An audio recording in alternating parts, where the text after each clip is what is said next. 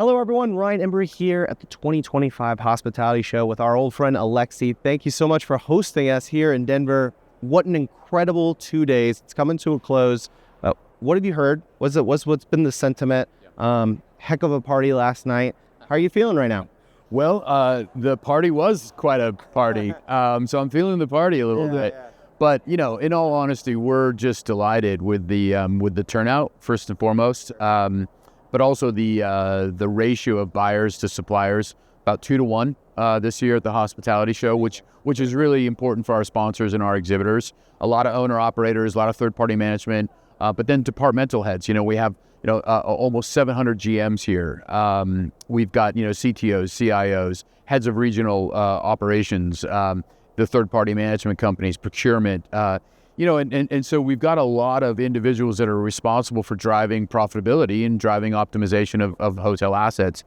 Well, some of the points that we've heard to your question, Ryan, is that it continues to be a very challenging environment. I mean, I think everybody that is in the hotel industry won't be surprised by that.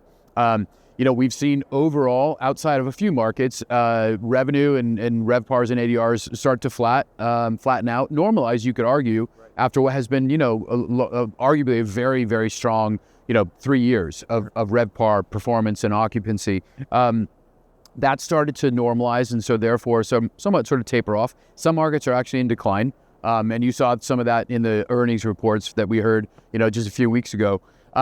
What hasn't declined is costs. Right. Costs continue to rise. Maybe not at the clip that they were a couple of years ago or a year ago, but obviously with the inflationary pressure, tariffs, and then labor is still a massive issue for the industry. And labor is frankly out of control, the control of, the industry to a certain degree. It increasingly gets harder to find, increasingly churning more, which means you're not getting qualified employees to service the hotels. All of that is putting a lot of pressure on profits. Yeah. And that is the main reason why we launched the Hospitality Show is because, demand is out there. We know that people want to travel. They need to travel. But in order for this industry to thrive, owners need to make money. If they are not driving the returns against the risk that they've estimated, then and the capital that they've deployed, then they're not going to invest in hotels anymore. And that's not good for the market. It lacks then the innovation. It lacks then the recapitalization and the creative thinking that go into it. So that's been the main topic, both, in the conference sessions, which were filled. We had over 1,200 people on Sunday, Monday, and this morning. Standing room only. It really was, yeah, which again goes to show that people are looking for relevant, timely content that tackles the big issues. And then the content here on the show floor have been about those actionable insights. How do you take some of those tips, those best cases, what things to avoid, what things to do, and how do you bring them immediately back into your property? So that's been really the main topics the last 2 days. Well, and what I love about this show is, especially in challenging times where there's lots of headwinds, is you and your team have done a fantastic job of putting together the programming and agenda for this to creatively look for solutions maybe outside of our industry, right? We had your keynote with Shazam. Yeah, even talking about the space tourism and talking about the future of hospitality. I think it's during these times where you start to say, okay, what can we do? And those ideas being expressed by brand leaders, management company heads on stage. These are the beginning phases and foundation being built of true change coming to hospitality. No question. And look, I think some people would ask, why do you have the founder of Shazam here? Why are you bringing somebody from Blue Origin, to talk about hospitality in a private space program? And the reality is that all businesses have customers, and all businesses do have customers, have to have some element of hospitality in their business model. I mean, what we do is a talent, and it is the only thing that is defensible against artificial intelligence. I mean, AI, no matter how good it is, is not going to ever serve me a martini and ask me how my day was and provide me with some local knowledge of where to get a good steak, or how to get tickets to the Broncos game, who crushed the Cowboys on Sunday, which was good to see. So it's those things that we foster and we curate so that people can come here and get the practical information they need to bring to their teams on how to run their hotels better. We could talk about that 365 days a year, and we do. A lot of those topics you're covering on this very podcast. But bringing in Shazam, who fought resilience and had grit, and really then developed a product that people love. Yeah. And that's the hospitality bit, is that you got to have something that has an emotional connection, and that you're storytelling, and that you're bringing your guests, your customer, on that journey with you. And that's hospitality. Yeah, it's incredible to see. And again, hats off to you and your team for putting that programming together. It's grade A content. I think you said it best on the stage yesterday, where you talked about the ending of the 2024 hospitality show to the beginning of this show. Yeah. And what a year it's been. And that really struck me, because you're absolutely right. We had an election. We had everything early on in the year.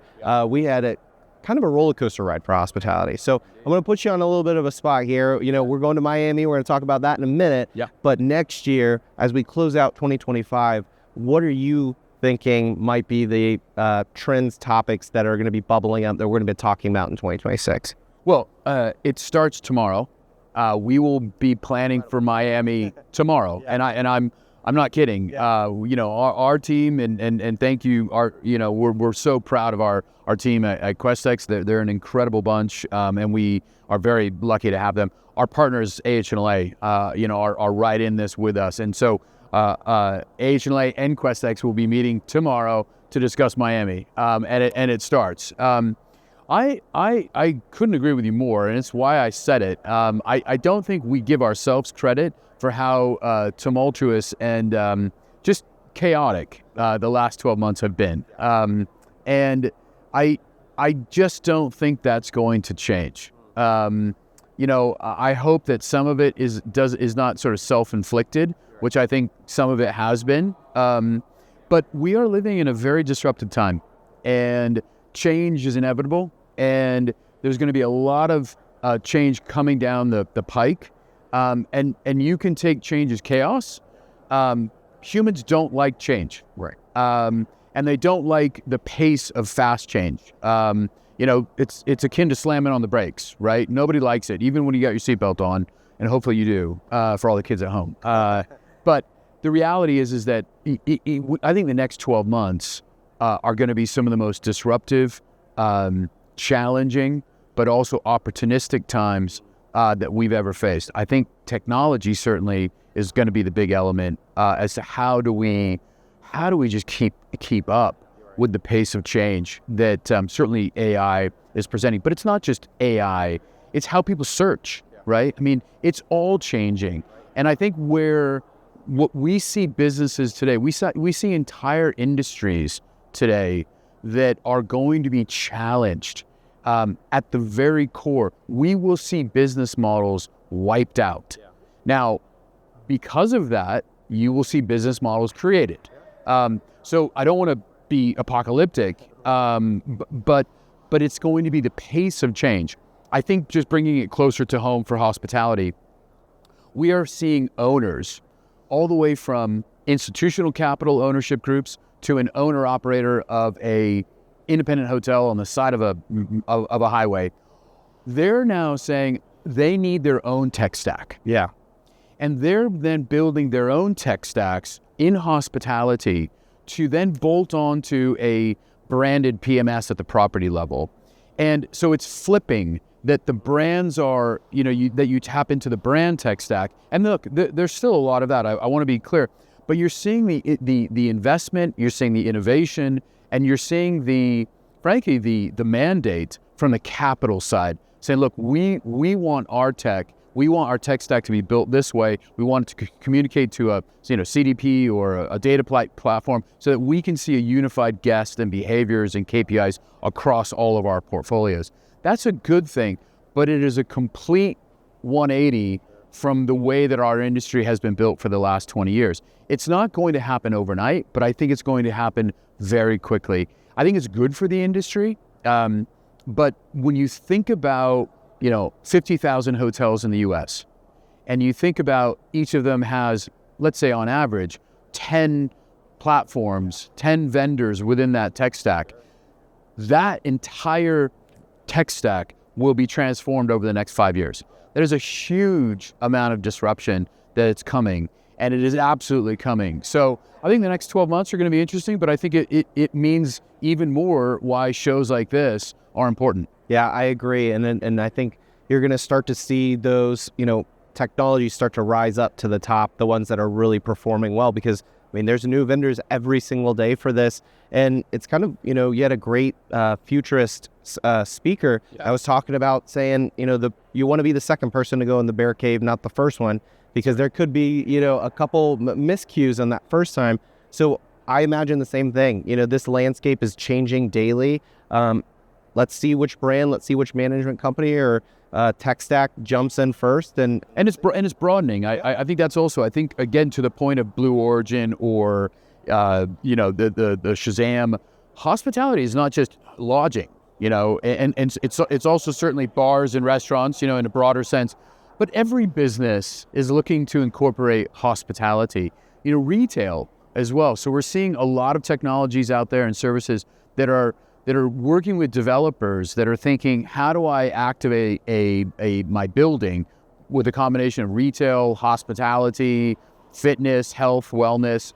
All of those have an element of hospitality. Yeah. And so from a service and IP of hospitality, but also a tech, a product, a vendor, a supplier, a tool, if you will, I think there's going to be a huge opportunity for hospitality to both deepen our ability to deliver an incredible, memorable experience for our guests, but at the same time, broaden into other industries, because hospitality, has to be a part of everything these days.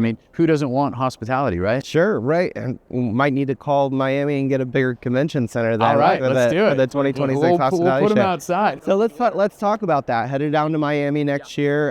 Excited about that. What excites you most here as you start preparing tomorrow? Yeah. One of the things that we love about the show is that it moves around, right? We were in Vegas year one, we were in San Antonio last year, and here we are in Denver. And in each of those markets, we not only pulled in the national, attendance, but we got a huge participation from the local. So we have a lot of owner-operators here from the Colorado area and the mountain states. Certainly Denver's a thriving hospitality scene. Miami and Southern Florida is one of the largest independent hotel markets in the country. So we really want to activate those independent hotels. We have a lot of relationships with them, as does AHLA. And really, the independent hotels, because they're not affiliated to a brand, they actually have a lot of agency to do a lot of innovation on their own. Yes. So I think that's going to be a really exciting opportunity for us at the hospitality show to incorporate that sort of independent thinking. They're moving fast, they're trying things, they're failing fast, and we want to incorporate a lot of that in. But Miami, just as a destination, is an incredible place, right? Who doesn't want to be in Miami? It has songs written after it. Right. So we're going to pull in the local, hospitality association, which is obviously members with AHLA, and really activate both the place, the sense of place, but also the community around that Southern Florida area. And look, we know, as we just said, a lot of things are going to happen between now and next October. And we'll be sure to be reporting on those over the next 365 days, but we'll make sure that everybody's there in Miami is going to get all that timely, relevant information and then meet the people they need to push their businesses forward. Excited about it. To feel like growing theme already that you explained, but excited to be there and hopefully have the opportunity to meet with you then. You'll definitely be there. We love you guys and appreciate your support. Good to see you again. Thanks, Alexi. Thank you, Ryan.